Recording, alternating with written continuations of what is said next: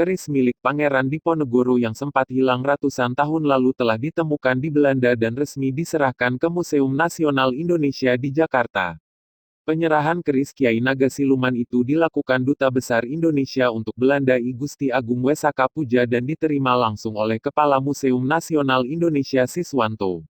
Hari ini merupakan momentum yang bersejarah dengan kembalinya keris Pangeran Diponegoro sejak keluar dari tanah air kita 150 tahun lalu, kata I Gusti Agung Wesaka Puja sebagaimana dikutip laman Historia.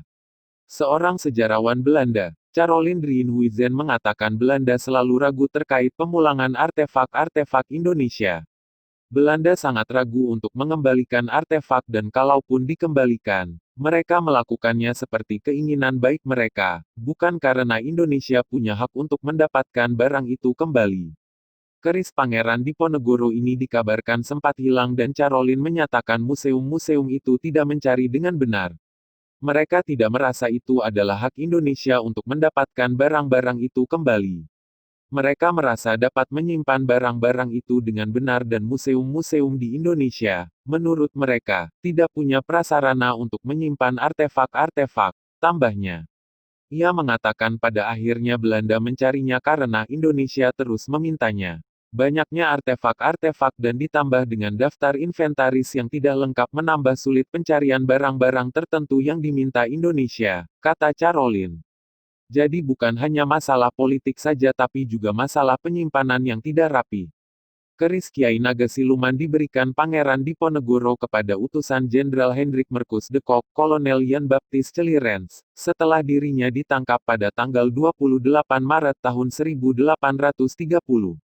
Oleh Celirens, keris itu dihadiahkan kepada Raja Willem I pada 1831. Keris itu kemudian disimpan di Koninklijk Kabinet van Zelzamheden, KKZ, atau koleksi khusus Kabinet Kerajaan Belanda.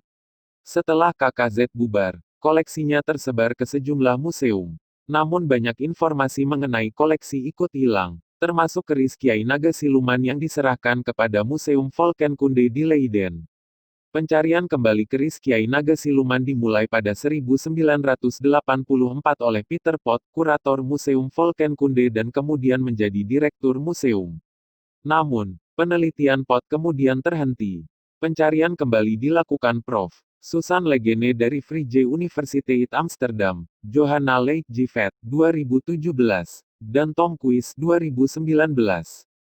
Proses verifikasi. Kepastian bahwa keris Diponegoro ada di Belanda dibuktikan dari 3 dokumen penting. Pertama, korespondensi antara De Sekretaris van Staat dengan Direktur Jenderal van het Departement voor Waterstaat, Nationale Nijverheid en Kolonies antara tanggal 11 sampai 15 Januari tahun 1831. Dalam korespondensi itu disebutkan bahwa Kolonel J.B. Clarence menawarkan kepada Raja Belanda Willem I sebuah keris dari Diponegoro.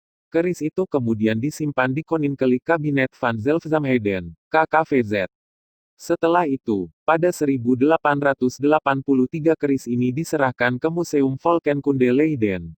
Dokumen kedua adalah kesaksian dari Sentot Prawiro Dirju, mantan perwira perang Diponegoro, yang ditulis dalam bahasa Jawa kemudian diterjemahkan dalam bahasa Belanda. Dalam surat itu Sentot menyatakan bahwa ia melihat sendiri Pangeran Diponegoro menghadiahkan keris Kiai Naga Siluman kepada Kolonel Clarence. Dokumen ketiga adalah catatan dari Raden Saleh, pelukis yang pernah tinggal di Belanda dan melukis penangkapan Pangeran Diponegoro. Catatan Raden Saleh ini dituliskan di bagian sisi kanan surat kesaksian Sentot Prawiro Dirju. Dalam catatan itu Raden Saleh yang telah melihat dengan mata kepala sendiri keris itu di Belanda menjelaskan makna keris Kiai Naga Siluman dan ciri-ciri fisik keris itu. Naga Siluman. Dalam pemaparan laman Historia, yang diberikan akses menyaksikan wujud keris Kiai Naga Siluman, senjata itu berbahan dasar besi berwarna hitam dengan ukiran berwarna emas. Terdapat wujud naga yang tubuhnya memanjang di sekujur bilah keris. Tubuh naga ini dulunya dilapisi emas namun sekarang hanya beberapa jejak emas yang tersisa. Ada satu lagi wujud naga yang membuat keris ini dinamai Kiai Naga Siluman. Ukiran naga itu tersembunyi di bagian bawah bilah keris yang berdekatan dengan gagang keris. Sosok naga ini hanya bisa terlihat dari posisi tertentu. Bukti-bukti tersebut telah dikonfirmasi oleh Ketua Departemen Sejarah Universitas Gadjah Mada, Sri Margana yang tergabung dalam tim ahli dari Indonesia. Pada tanggal 24 Februari lalu, Margana datang ke Belanda untuk memastikan keaslian keris tersebut. Sri Margana, dalam keterangan tertulisnya yang disampaikan kepada BBC News Indonesia, mengaku memiliki sedikit perbedaan pendapat dengan tim peneliti Belanda tentang salah satu dari 3 binatang yang diukirkan pada keris itu. Tim sebelumnya menyatakan bahwa binatang ketiga itu adalah singa, harimau atau gajah. Namun setelah saya melihat langsung objeknya, saya dapat memastikan bahwa binatang yang diinterpretasikan sebagai gajah, singa atau harimau itu sebenarnya adalah naga siluman Jawa, papar Margana. Dari ukiran naga siluman Jawa ini saya berkeyakinan bahwa keris ini adalah keris Pangeran Diponegoro yang dinamai naga siluman itu, tulisnya. Selain keris Kiai Naga Siluman, sang pangeran memiliki keris Kiai Bromo Kedali, keris Kiai Blabar, keris Kiai Wreso Gemilar, dan keris Kiai Hatim. Akan dipamerkan di Museum Nasional. Margana menambahkan, keris Kiai Naga Siluman tidak lebih penting dari keris Kiai Ageng Bondoyudo yang dikubur bersama jasad sang pangeran di Makassar. Namun keris ini tampaknya keris yang biasa dipakai untuk bertempur, khusus jika dilihat secara fisik keris ini sudah mulus dan utuh, sebut Margana. Menurut sejarawan Peter Carey, yang banyak menulis buku soal Pangeran Diponegoro, naga siluman sepertinya bukan salah satu pusaka utama sang pangeran.